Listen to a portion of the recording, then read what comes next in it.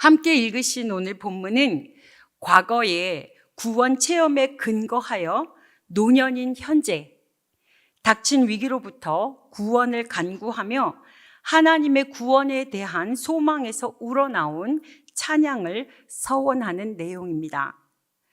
저자를 알 수 없기에 그 저작 배경도 확실하지 않습니다. 그러나 사용된 어휘들이 다윗이 다른 시들에서 사용한 것 같이 상당히 유사하기 때문에 다윗일 가능성이 매우 큽니다. 만일 함께 읽으신 이 시가 다윗이 저작이라면 아마도 다윗이 압살롬이나 아도니아의 반역에 즈음하여 지었을 것입니다. 제가 6절 말씀을 다시 한번 봉독합니다.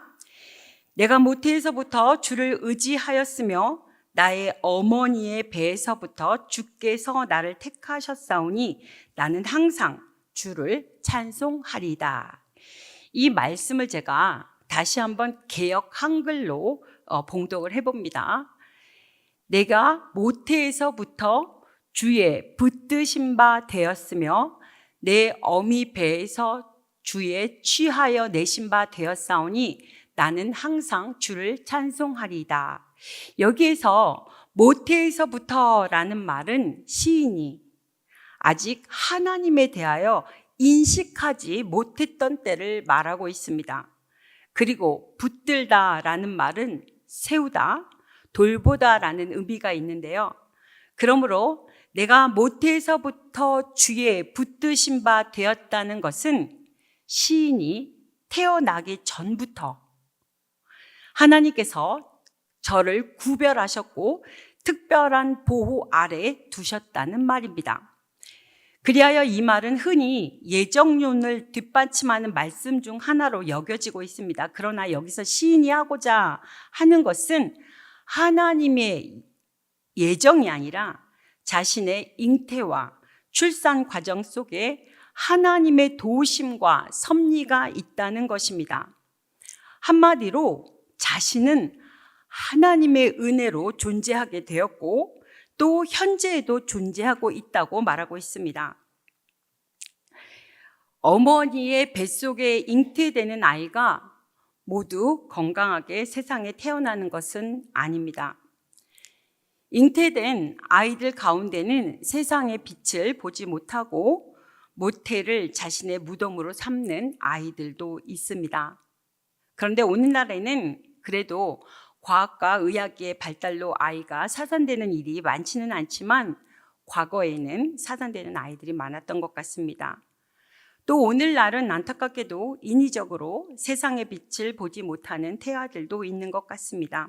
하여튼 한 생명이 건강하게 태어나는 것은 생명의 주인이신 하나님의 도우심과 섭리가 아니면 불가능하단 일입니다.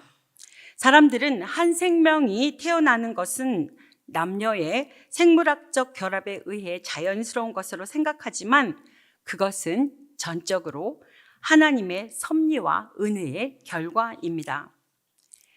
생명의 탄생이 하나님의 섭리와 은혜의 결과라는 것은 아이를 갖기를 원하여도 갖지 못하였다가 수년 혹은 그 이상의 세월이 흐른 후에야 겨우 갖게 된 사람일수록 정말 실감하게 될 것입니다. 우리 생명 하나하나는 다 하나님의 섭리와 은혜 가운데 태어난 존재들입니다.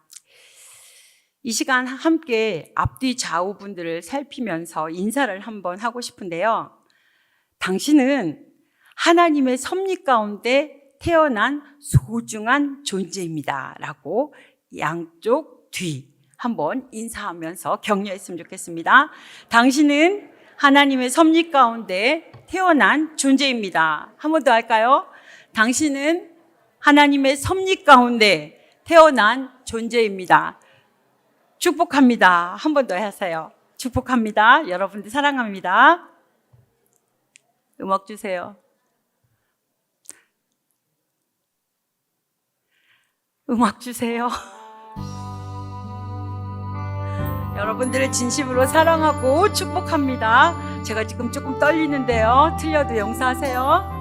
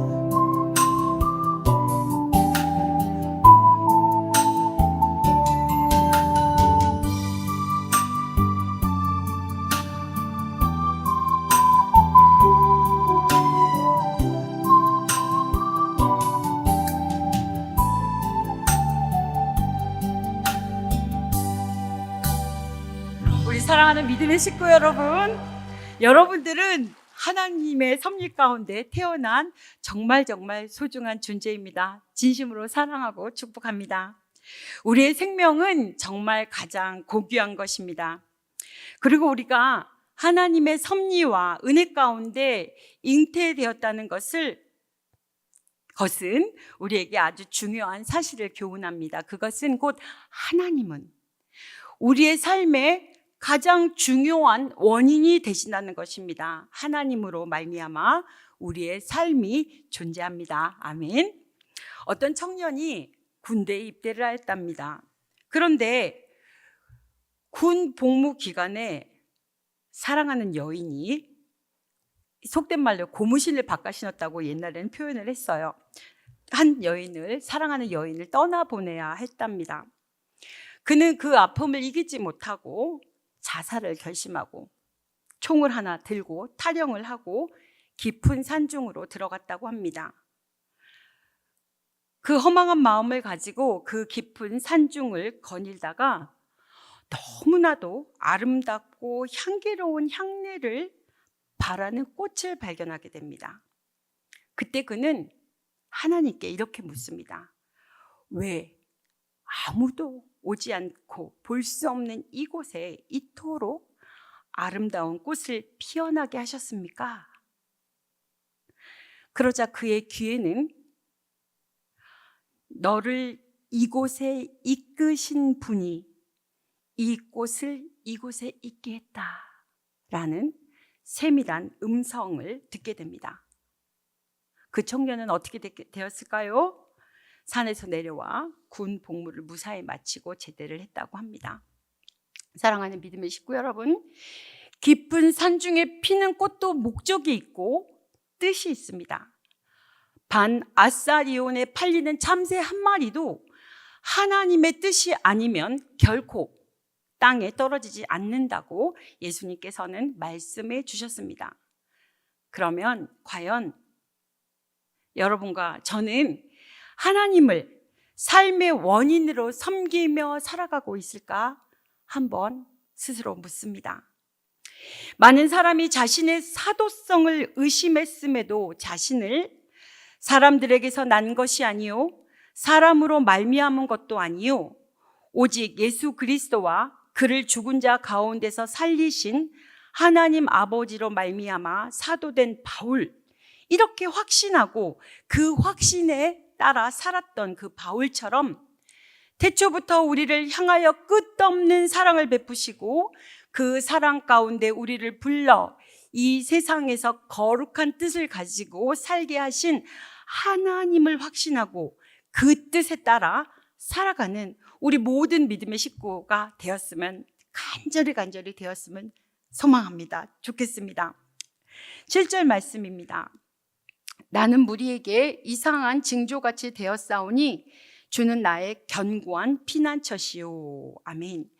여기서 무리에게 이상한 징조같이 되었다라는 것은 무리에게 비방거리가 되었다라는 말입니다.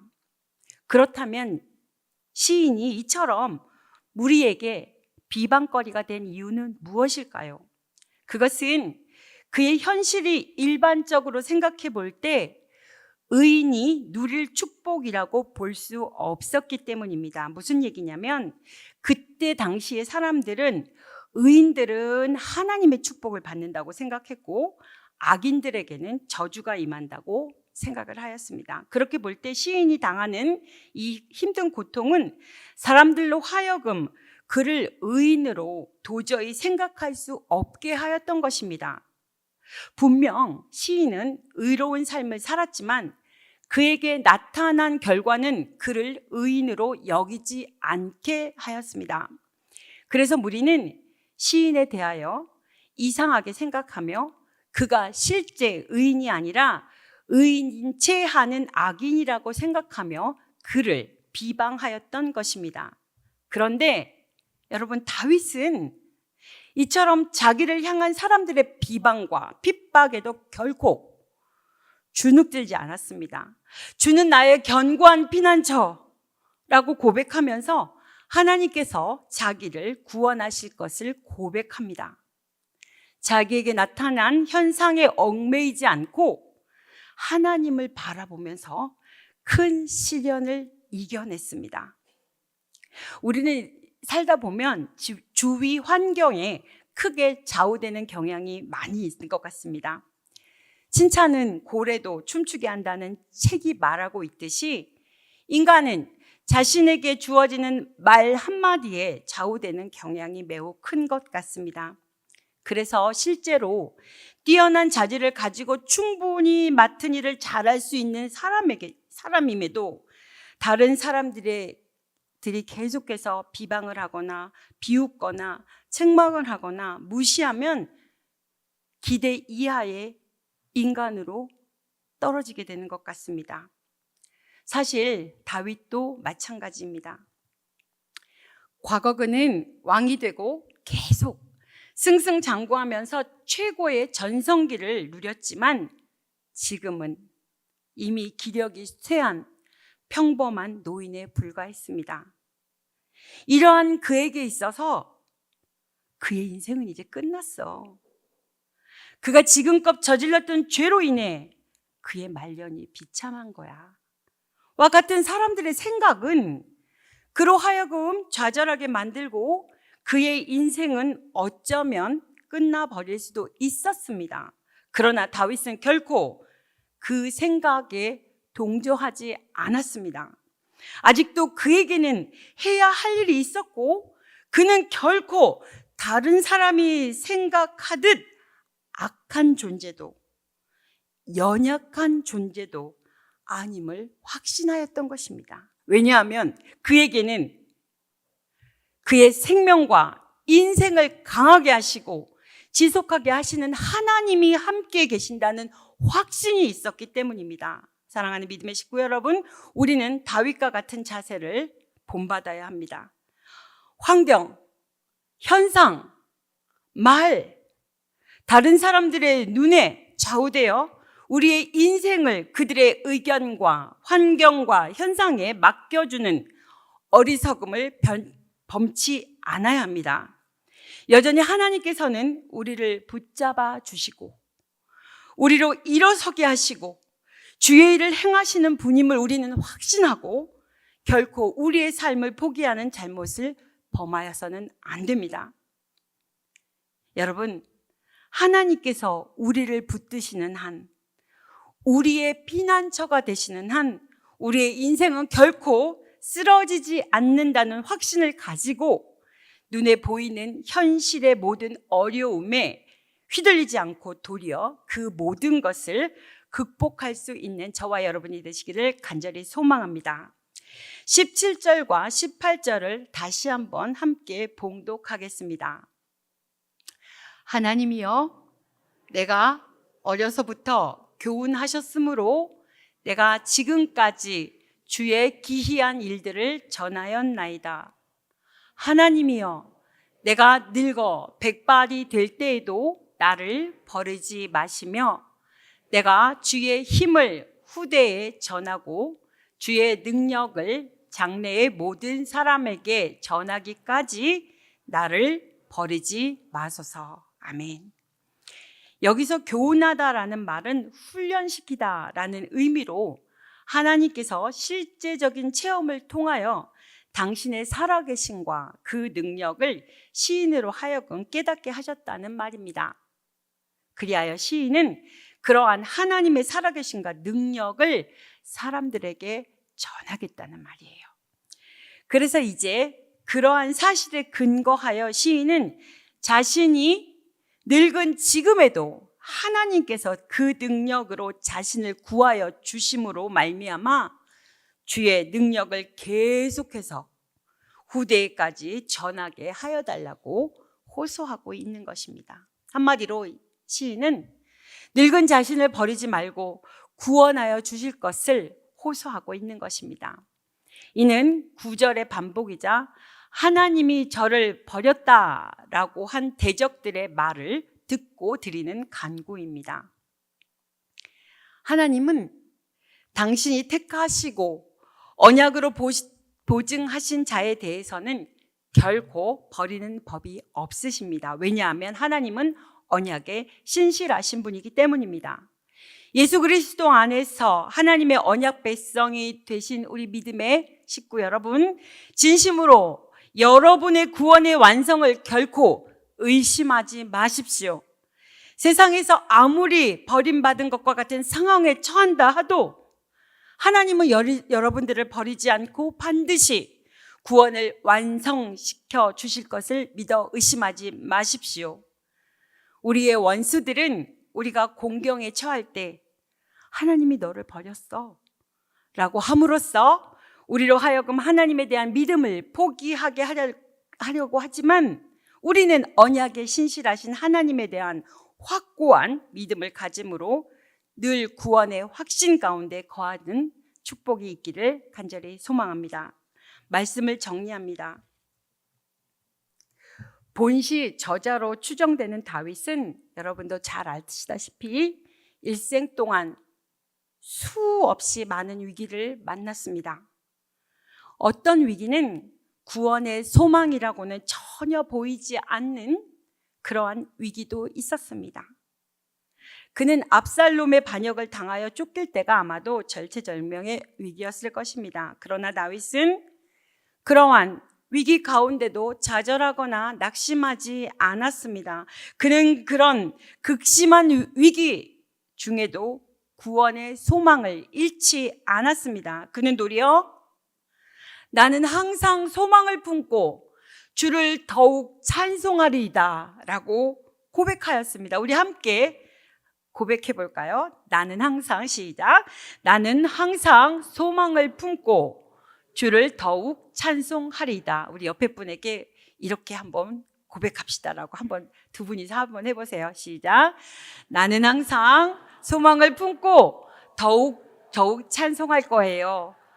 집사님도 그렇게 하세요 라고 서로 축복했으면 좋겠습니다. 할렐루야. 어떻게 이러한 고백이 가능했을까요? 여러분, 정답은 뻔합니다. 하나님의 능력과 그 신실하심을 믿었기 때문입니다. 아멘.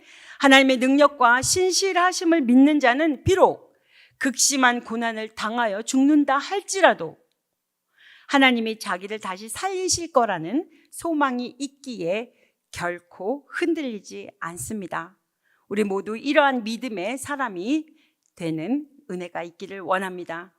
하나님은 이러한 믿음의 사람이 되라고 말씀하고 있습니다. 다윗이 가졌던 그러한 믿음을 저와 여러분도 가져서 다윗과 같이 믿음의 용장으로 기억될 수 있기를 간절히 소망합니다.